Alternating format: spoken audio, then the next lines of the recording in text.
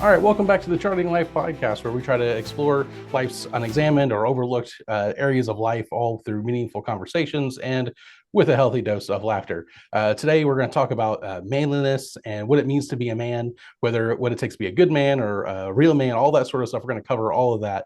I got a good friend here, Dustin, with Raising the Wild Ones podcast. This is your fourth episode, I think, now with us. Does Sweet. that sound about right? Sounds Yeah, good. Yeah, I think so. Yeah, yeah, that sounds sounds good. about So, right for me. yeah, we're both men, so we could probably have a good conversation about this. Have some We could at idea least of what we're talking about. we could try, right? Like I was saying a We could minute ago, try. I'm a man who now owns a tractor. I don't know if that makes me any more of a man, but there's that, right? Yeah, yeah. You work a tractor, you try to, do the land stuff. We'll definitely get into some of that, but let's just ease our way into this a little bit and talk about coffee. There's this idea that if you're a man, you got to drink black coffee. And if you put like maybe a little bit of sugar, maybe like if you're, if in my experience, the family reunions or the holidays or even at funeral homes, you see the old men who are like 70 plus, they're, kind of nursing this hot cup of coffee in a little styrofoam cup. And that's, they're just kind of going for maybe a little bit of sugar, and that's about it. And if you're a real Yeah. man, you got to drink black coffee. So I don't know. What is your coffee preference, Dustin? And You do know, you have any experiences like that too? so my coffee preferences, I would say is I do like black coffee. I won't lie. I enjoy black coffee, but my favorite thing to put in coffee, and what's really terrible is I can't do it year round, but it's eggnog, all right?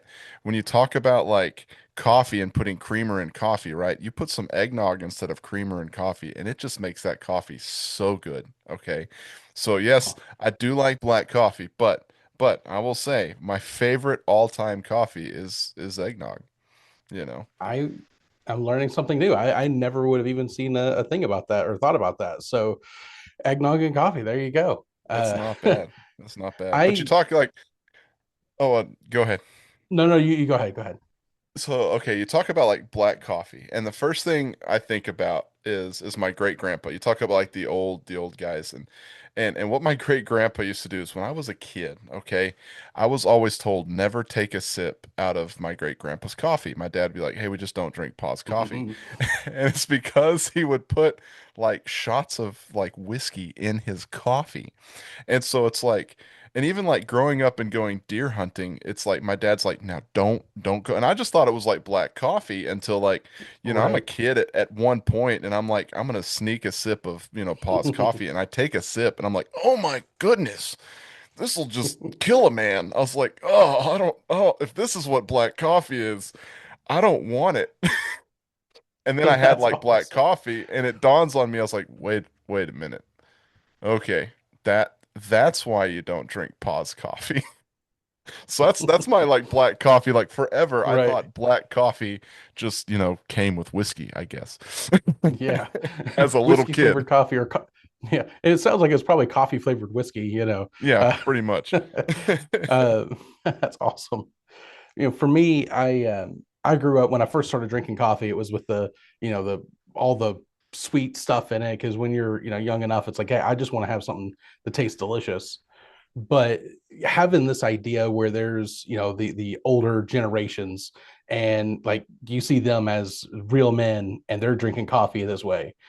A couple of my friends in college one night, we decided, you know what, we're gonna brew some coffee and we're going to drink it till we like it. We're going to force ourselves to drink and to enjoy just straight black coffee. And that kind of fixed me. First cup it was tough. Uh, it was difficult. The second cup, I was kind of a little bit easier. By the third cup, I enjoyed it. Like, okay, I think so it worked. And then we realized we started this adventure at 12 o'clock at night. Uh, so we're drinking a pot of coffee at midnight. There was no sleep to be had that night. Oh no, no, not at all. Not at all. So I'm sure people have different coffee stories. The first time they did that, I know my wife started drinking coffee with her dad in fifth grade. That was, so she started drinking coffee real young. But I am curious, wherever anyone's listening in the comments, let us know what your, favorite coffee story is or what your coffee order is, that sort of thing. Because I'm sure we might learn something new, like eggnog and coffee. Oh yeah. Never would Hey, have never would have known about that.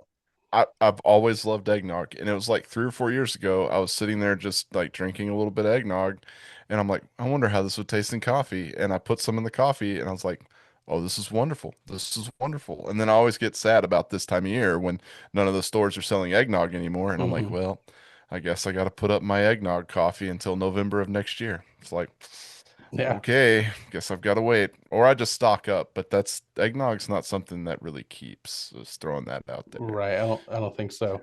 Do you have the because I know you're in a homestead now. I think previous we were talking about you ended up buying a old church for a Yep. house, and you got some land and property with it. You got the chickens. Do you have any cows yet, or is that even No, on the radar?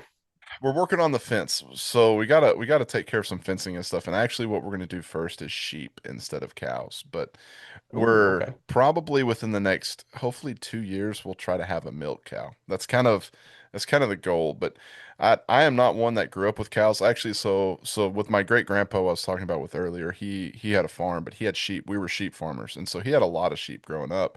But I've never really dealt a ton with cows. And so I started researching milk cows, which you want to go down a rabbit hole of just random knowledge. Research like what it takes to be a milk cow. Because I kind of halfway thought, I'm going to go buy a cow. That cow's going to have a calf. I'm going to have some milk. Nope, that's not how that works. It is vaguely how that works, but there's a lot more to it. So eventually we Yeah. will, but sheep's probably maybe hopefully in the next 6 months I'll have a couple sheep. That's the plan. Maybe try to shear them, have some wool. I don't know what we're going to do with it, but hey, we're just doing our best. That's what we're trying to do our best, Right. you know. Yeah. So do you think working the land and messing with the animals, does that make you feel much more manly? I know we were talking about a tractor uh, earlier, and I don't you were go ahead. Well, so I don't know. I mean, I was sitting there thinking about that kind of stuff, especially like today. Like what makes me feel manly? I mean, I work in a wood shop most days. I do summer camps during the summer, but we're in the middle of winter right now, so I'm working in a wood shop building stuff, and it's like does this make me feel manly? And it's like, does working with my hands make me feel manly? I told the story a minute ago before we started. Like I bought a tractor a couple days ago. It's an old 1950 something Ford 8N tractor.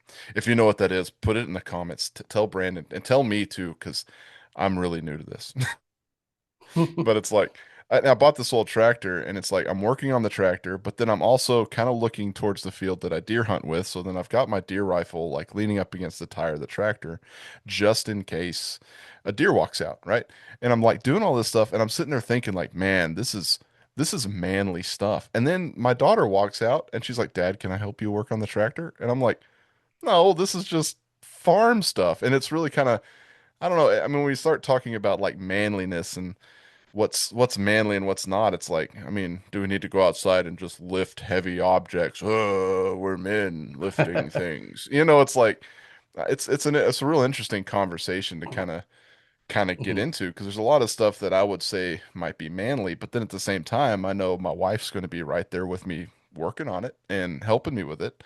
It's like my daughter enjoys going deer hunting. I mean, I've been deer hunting a lot this year so far, and my daughter sat there right with me watching the whole time. And it's like, well, hunting's not necessarily just for men and not manly. So it's like it's a really interesting question once you start to think about it. Do you know what I mean?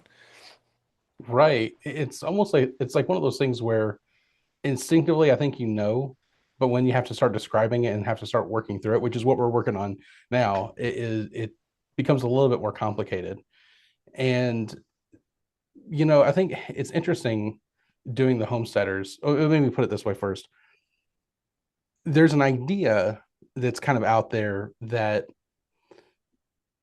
men are supposed to be the one who's leaving the house to go to work. Women are supposed to be in the house and doing the housekeeping and that sort of thing. But that's actually a relatively modern Yeah. take on things. 2020 kind of gave us a really interesting picture of kind of one of the silver linings of it was when a lot of people were working remotely from home before like that's the closest thing we've had to all of history before the industrial revolution. That really shifted so many things. And so the idea of like homesteading where like the family is working together, usually, I mean, in our day and age, you usually still have to have some kind of extra Yeah. income for that. but regardless of who makes the money for that, the idea that the family is working together and it's not necessarily just one person's job to do just this one thing, you guys are working as a unit.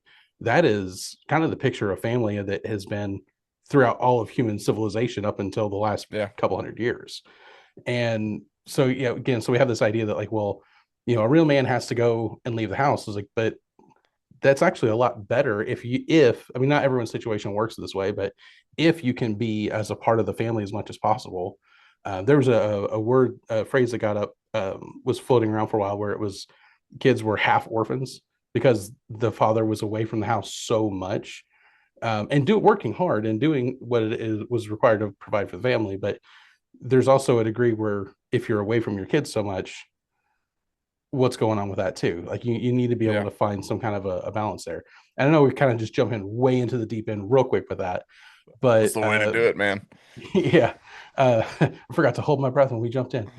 But but your story there with the tractor and your daughter coming on out there, I think that's a really interesting picture of what that is. And so if if maybe some of the preconceived notions of what it means to be a man doesn't quite line up, what does it take to be a man?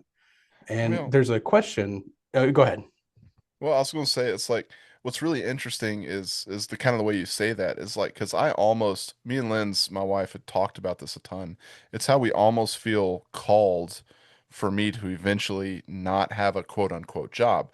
But I Mm-hmm. mean, I would still. I mean, the homestead is kind of getting to a point where we're starting to make some money off the homestead itself, and it's like things are starting to shift. But it's like for the whole reason of I get to be with the family, but it's like my role is still, provider, but it's a different kind of provider. I mean, because you talk about like what Mm-hmm. does it mean to be a man? Like the first thing that comes up in my mind is like provider, right? And so Mm-hmm. you kind of think about, well, you got to go get that money, you got to go get that dough, and you got to provide for your family.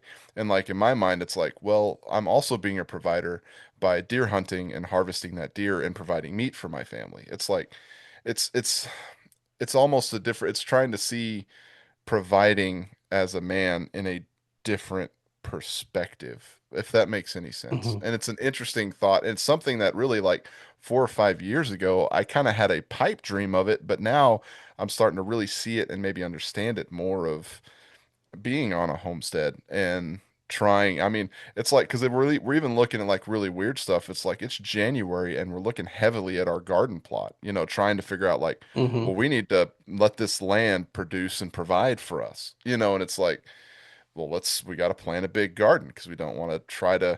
It's different. It's an interesting kind of way to you bring that whole industrial revolution because forever it's like and I mean, even for a long time, I was going out and working, 40 hours, 50 hours a week and coming back. And Mm-hmm. now it's like, if I can get away with only working 30 hours this week, and that's enough to provide financially for my family on top of else, then I'm going to do that, and it's like, but if I could do 20 hours and it works too, then it's like, that's more time with my children. That's more time here Yes. with my wife. It's more time being the leader of my family, And we could get into the whole like being the spiritual leader and all that kind of stuff too, and Mm-hmm.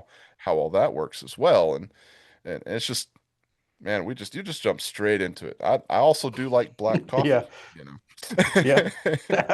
There it is. That's the only question you need to ask is about the coffee. There you Uh, go. it's interesting. My wife, she made a kind of a declaration at the beginning of our marriage, is that, you know, as long as we can get the needs met, like, she did not want me traveling for work. She didn't want me working, 60, 70 hours a week. And I've always told her, like, there might be a season in life where we have to, might have to work two jobs or might have to do one thing or another. But for the most part, like, the general rule and the goal in our life is to be at home together as much as possible, because, you know, we got married for a reason. We like each other. We were Yeah. trying to build a life together. And she was very adamant on that, is that, we're not just going to be doing, working opposite shifts or anything like that. As much as it is humanly possible to do that, that's the goal in life, that we're going to work towards that sort of a thing, so that we can be able to spend the time together and do everything together. Absolutely. And, again, when I was talking about the Industrial Revolution, there's a whole book on this. Nancy Piercy, She's a theologian, and she wrote a book called The Toxic War on Masculinity. It came out a couple years ago. I highly recommend it. It lays out some really interesting arguments, and so one of the things she does bring up is the Industrial Revolution. And looking into it, I'm like, man, that just really threw a wrench into everything, because you were the town baker or the blacksmith or the artisan or whatever that may be, but it wasn't just, the man did it. It was the whole family. The man did the baking, and the woman actually helped with the blacksmithing as much as possible too. And so it was, again, it was a family unit. And if you take that family unit where you have to be kind enough to your family, because they're family and your coworkers too, and the Yeah. children that you're raising up. It's all rolled into one. But then when you divide that up and you say, okay, now you're going to go into the widget factory, or you're going to go into the office, and now you are trying to, uh, the relationship isn't the same, and you're trying to build this camaraderie, and there's all sorts of things that can happen when you integrate that, and then you come home and you're ready just to relax, but then there's also the home there too. Yeah. And yeah, all these things start to become, it just really, it's not that it's impossible to do anything, but it really complicates things. And I think there's a striving for masculinity and femininity too, of what does it mean when we're no longer in that kind of unit. And another thing that was brought up with that was, if you were to go back to what it means to be a man, and we'll get into some of the virtues and the aspects of that here in a little bit, but if you were to try to reclaim manliness, um, there's the kind of in our ethos, it would say, go to the land, go find your inner Tarzan, kind of find your animalistic instincts. But that's the answer. That's the kind of the atheistic kind of answer. That's where, at least some strands of the Darwinism, comes from. Comes with that kind of mentality to it. If you're going to be a man, you got to go back to nature. But the Christian call is to go back to your family. If you're Yeah. going to be a man, you got to go back to your family and be a part of that unit.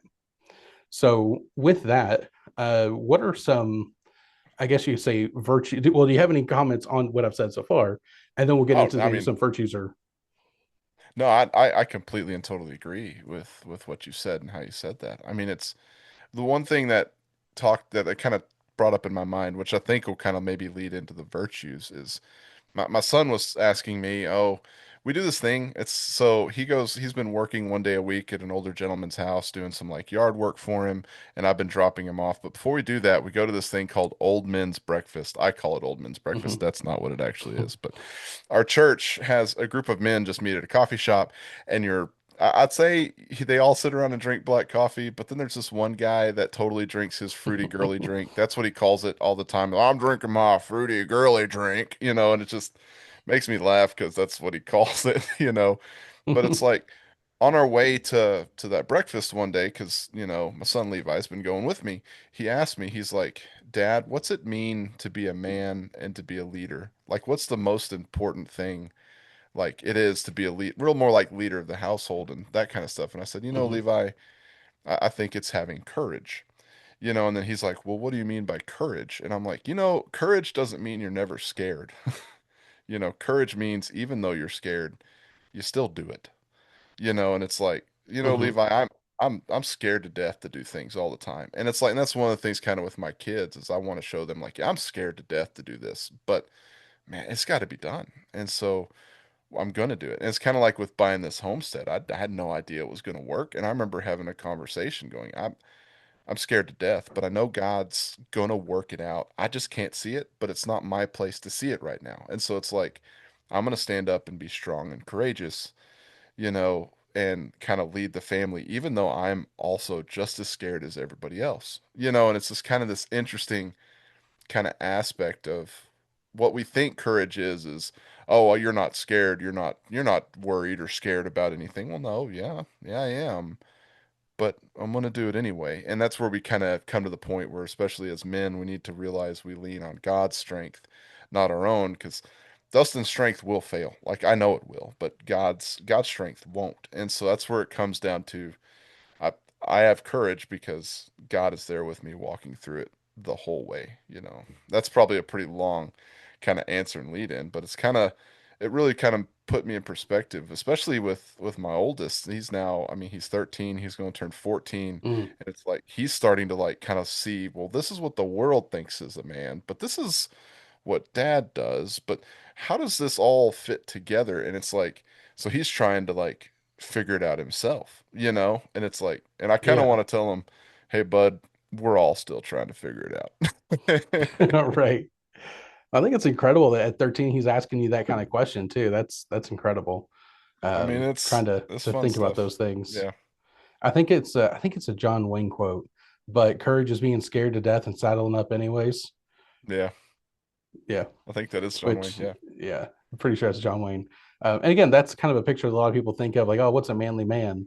You know, there's a certain image that comes to mind with all the machismo and there's the I think it's pronounced that right, machismo, macho, I machismo. I think it's I'm with the good. ch. I'm good. Yeah, Yeah. Yeah. we'll go with that. See if anyone can spell that without autocorrect. You do that in the comments. But you know, there's this particular image, but it's not like there's certain outward appearances that people might say, okay, you got the strength of the muscles. You look in a certain way, but there's something in the heart and in the soul that really takes shape. And so you mentioned courage, and I think if going to this back to the idea where if you're going to recover like true masculinity, you're going back to the family, not going back to nature. Now nature's Mm, great, and sometimes like I would say wherever you connect with God, some people is with lots of other people, some people it's in nature.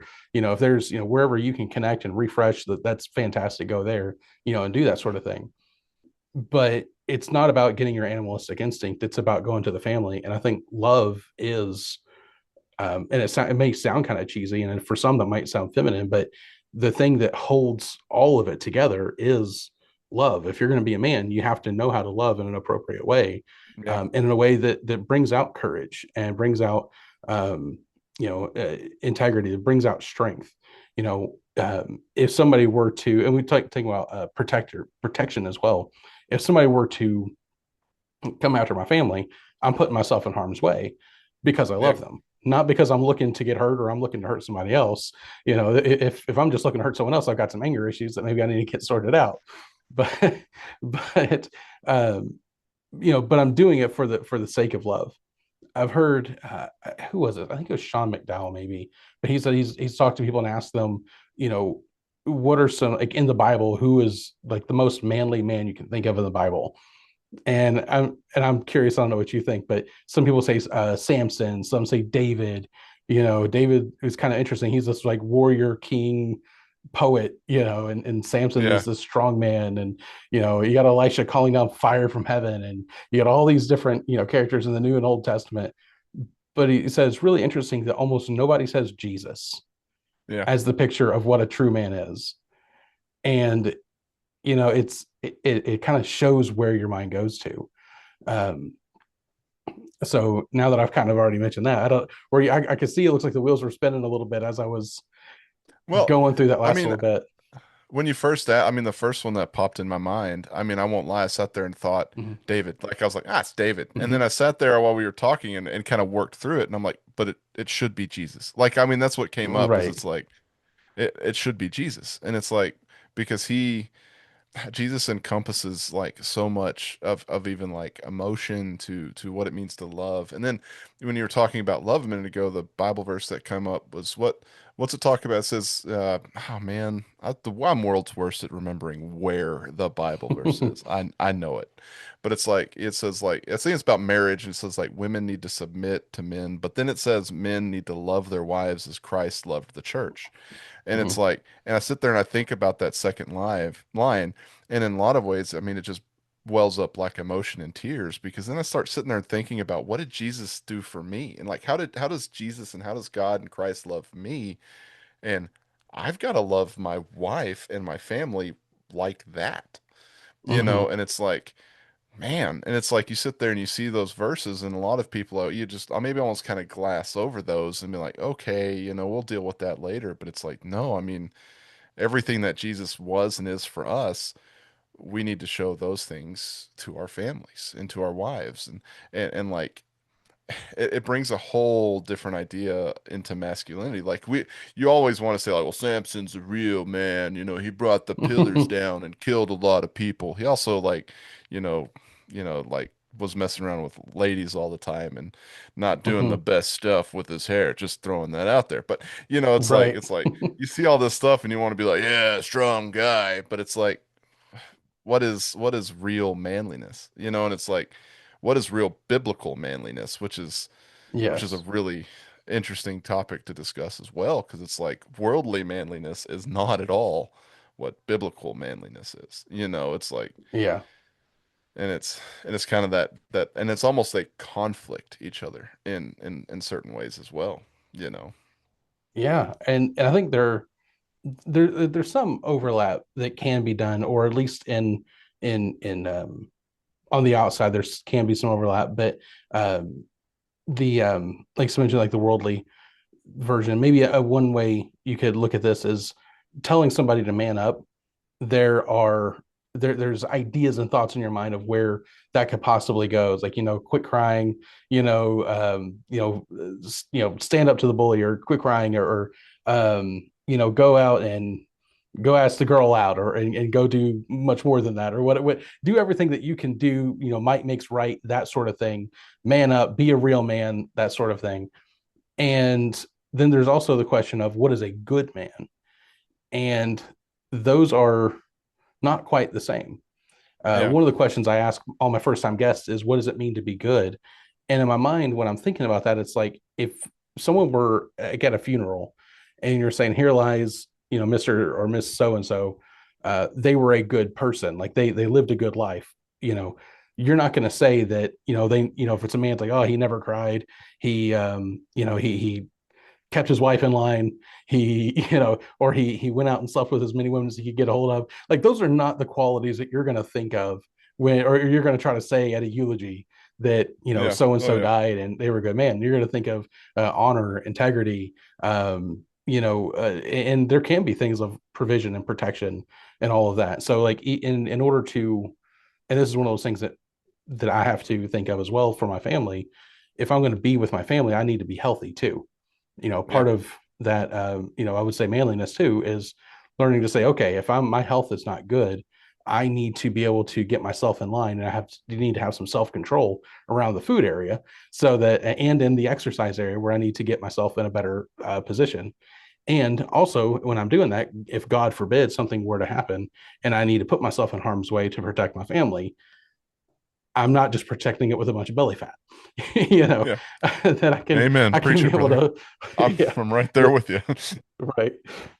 And again, that's a little bit of a conviction on my part too, um, but yeah, are there any other qualities you would say that would belong to a good man? I mean, I think a good man. I mean, he said justice and just, Hmm. like looking out for what's right, Yes. and kind of maybe having a good sense of what's right and wrong and how that works and how that looks, but also I think it's also like building others up too, and not Hmm. tearing them down. I was thinking about a story a minute ago. So a good buddy of mine, uh, he's a really good friend of mine. He's actually my mechanic guy, and I'm like trying not to call him with this tractor, but that's a side note because I know I could call him and he'll come over and fix it, and I'm like, it's okay, Justin, your time will come. But it's like while not too long ago, his dog got real sick, and he called me because he's like, hey, I need to put down my dog. He's like, and he told me he's like, I know you're going to tell me just to man up and do it, but I can't do it. And I was like, Justin, I'm not going to tell you that, because dude, I'm going to, and he's like, would you mind doing it for me? And I was like, it's going to be hard. And obviously I'll probably cry because I don't really want to do Hmm. it, but I'll do it to help you. And it's like, and it was weird because we had this whole conversation after, I mean, we went and, helped him bury and all that kind of fun stuff. And we had this whole conversation where he was like, that was weird. He's like, the last person I asked to do that was like, we just man up and do it. And he's like, well, it's not, no. I Hmm. mean, man, it's your favorite dog, and I know it's your favorite dog, and Hmm. I'm sad because it's your favorite dog. It's not even my favorite dog, and it's like, it's building others up and it's working, with other men and be like, dude, because he said, I think I might cry. And I told him, I was like, well, cry, man. It's fine. I mean, if you want, man, I'll hug you and you can cry on my shoulder, dude. Yeah. It's okay. It's like it's kind of the idea of, you work with other people and you build them up and realize that it's all right to let emotions show, and it's okay Hmm. to, let them out. And it's just this kind of comes back to that whole idea of courage. Even though you're sad, scared, or worried, sometimes things have to be done anyway. And it doesn't mean that you're all of a sudden not worried and scared anymore. It doesn't mean you just grow cold to the world and what's around you. It's just how we interact with it. And Yeah, it's that's really yeah. interesting to kind of try to you all of that together, you know. Yeah, thanks for sharing that story. That kind of makes me think again. It's something else in a way that something that if we're trying to model manliness after Jesus, something that Jesus did was he was present, and something I think is also really interesting. Without going into too much of a theological trail, uh, Jesus, him coming in the flesh and doing everything he did, it was Jesus didn't necessarily have to experience all the bad things that he did in life just for your salvation. He didn't have to have the sting of betrayal by Judas in order to be saved. You might say, well, there's prophecies. Like, well, who's the one who gave the prophecy? God did, because he had already planned on going through all of this. Yeah. But you know, but you may ask, like, why did he go through that? Why did he choose to go through this situation where he was going to be betrayed by somebody close to him? Well, because you're going to experience betrayal. And now you have a God who not only just knows that, okay, it hurts to be betrayed, but he feels it too. And so you have a God who is with you and who has experienced the trials and turmoil of life.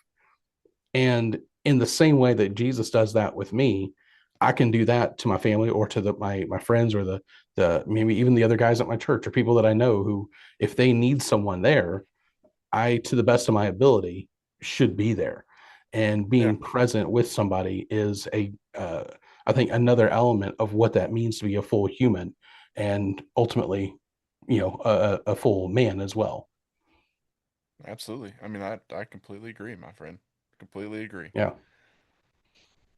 Um, so there's an interesting quote that I want to read that it mentions a couple of like the virtues and the thoughts, but I think maybe even another picture of manliness is the Titanic, not the movie, Oh, but the real event. Spoiler alert: the boat goes down. Uh, there's room enough for both people on that door. I'm just saying. Just yes, saying. exactly. There was room. Mythbusters did a thing on that, I an think they did. episode with that. They did, but it's interesting. It wasn't even a question for the most part of who was getting in the life rafts. It was the women and children, and the men went down with the boat. There was a story of one man who he I forget which Asian country, was Japan or China or somewhere over in that general area, and he got on the life raft, one of the life rafts, and he took a spot that should have been reserved for a woman or a child, and he experienced so much shame. He had to basically abandon his home in his home country because like he would not have been accepted back because of the shame of that. But there were so many men who died willingly so that they could give up their spot. And there was a group who, I don't know if they're still around or not, but they kind of go and they kind of honor I don't think they're still around anymore, but they honored the sacrifice there. And the quote that they kind of would go through and say are chivalry, gallantry, bravery, and grace. In these times, those ideas seem to have all but disappeared. But by our remembrance, they are born again, and in our lives, they can live again. And I think that is probably a really good picture um, of manliness as well. Is to and probably as we start to wind down here, um, that it's also being self-sacrificial. That you're Yeah. willing whether it's laying down your life, literally or figuratively. Uh, heard it said that sometimes women don't quite understand that if a man says he would kill a dragon for you, he literally means he's going to go kill a dragon for you. It doesn't mean that he's going to do the dishes all the time. He really would go fight a dragon. But we have to be reminded sometimes to do the household stuff as Gotta do the well. gotta do the dishes too. I know. I know. Right. You know. Sometimes if I'm at the house, I'm doing dishes or I'm sweeping up or something, I realize, okay, this is my dragon. I gotta I gotta slay the dragon. Just Uh, just gonna say, dishes and house chores get a lot more like epic when you start listening to the Lord of the Rings soundtrack. I'm just saying. I'm okay, just yeah. saying, like, throw on some good old Helm's Deep music, and Mhm. you might think about slaying some orcs while you're sweeping up those dust bunnies. There Just we go. saying. I would have to do music because if I threw the video on, I'd Oh, stop then you just halfway watch it. through and Yeah. yeah, next thing you know, it's 9 hours later and I'm just finishing the second extended edition movie and Me, me and Linz did that. Oh, I can't remember. I think it was the Two Towers we started to watch, and she was watching it, and I was doing something else, and then I realized I had been standing there with the broom in the same spot for like an hour, and Lindsay was like, "Why don't you just go ahead and sit down?" And you're like, "Well, I was sweeping," and then I looked around, and I'm like, "Well, I'm not anymore." So now I'm gonna, yeah, I'm finishing the movie. right. Uh, but yeah, so uh, the short of it is if you're going to be a man, drink some black coffee, you know, grow, put, get some chest hair, drink black coffee, and that's what it means to be a man. And go I'm kill a totally dragon. Go kill kidding. a Right. dragon. Go kill a dragon. Yeah. If that's all you got out of this, then maybe you need to rewind and rewatch it again. That's okay. I'm not Watch be it. not be upset about that. But no, but I think kind of in summary, there is elements of courage, of love, protection, and presence as well. Uh, Being distant emotionally or otherwise as a man is, I think, a lot more of a hindrance than it is a benefit. Yeah. Now, there maybe I'll don't want to spin off it too much further here, but there is an idea that if, as a man, you can be less emotionally swayed. So if you're, basically to give balance into your relationship. So if your wife is if your wife is more emotional, and you might have all your emotions too, but you don't break down quite as easily so that you can be like a rock for her. And then you might be able to share some of those emotions with other relationships, like another man or your father or whatever that situation. I know everyone's Yeah. relationships are totally different. And again, not that you can't ever share your emotions with your wife either, but just so you can continue to be that rock that she can lean on. That's something I think beneficial as well. But you can take that into way too far into stoicism, Yeah. and you're just this stone cold person. Was it Well, the and I Go ahead. think that comes into presence too. I mean, you talk about like being present is when you're present, you understand the needs. And so you kind of understand when's the timing to kind of maybe hold your emotions back a little bit and be in the moment and be present with your family and their emotions.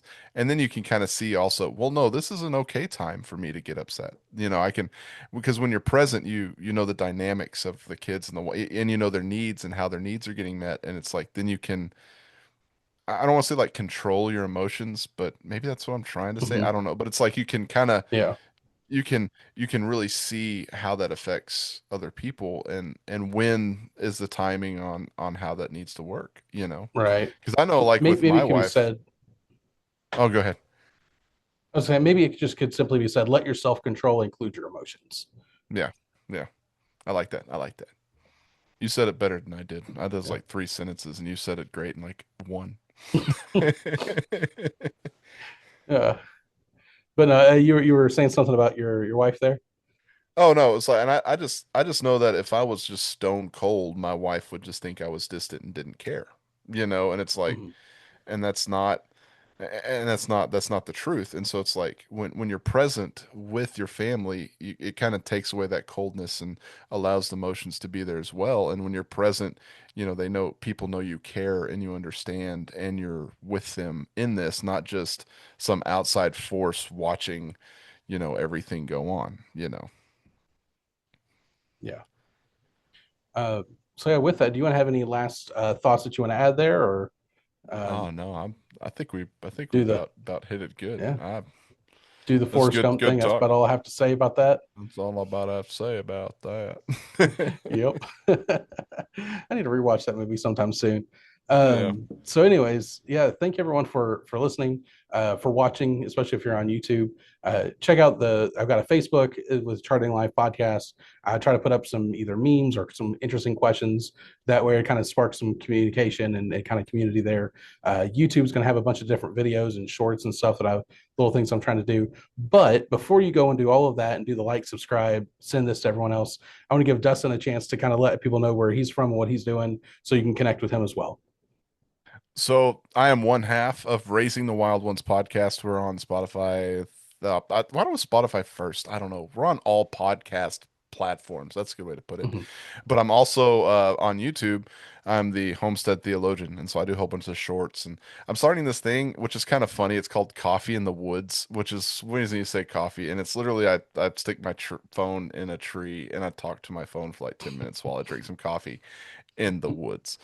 You know, it's the most manly thing that I guess I could do at the moment there. But and so that's kind of where you can find me is just, for the podcast, Raising the Wild Ones podcast, and then on YouTube, the Homestead Theologians. And so that's kind of what me and Lindsay, my wife, are. We're just a couple of homesteaders trying to figure all this stuff out. And you said Forrest Gump, so I'm gonna leave you guys with probably my favorite Forrest Gump quote. I don't know why I always love this one, but it's the moment where he's like shrimp gumbo, fried shrimp, shrimp a la carte, and it's like it's like my favorite part Okay. because it's like 10 whole minutes and he's like seafood gumbo shrimp. He's just all about shrimp because I do enjoy Oh shrimp. yeah, So there you go. shrimp is great. And I'm going to be kicking myself if I don't throw this quote in here. I'm going to put this at the beginning, kind of a good starter, And if I feel like doing editing, maybe I'll mess it around. I don't know. But here's an interesting quote because these are things that are worth exploring and examining in life. And our good friend, old Uncle Socrates, once said, "The unexamined life is not worth living." And so Mm, hopefully you can be able to take this stuff, examine your life, maybe see where you're at. Hopefully you can be able to grow in manliness. And if ladies, if you have a guy, if you have a husband who's not listening to this, and you're like, hey, listen, you need to go listen to this, then let them know. So, anyways, yeah. with that, we'll go ahead and sign off. Thank you for watching and listening with us, and we'll see you in the next one.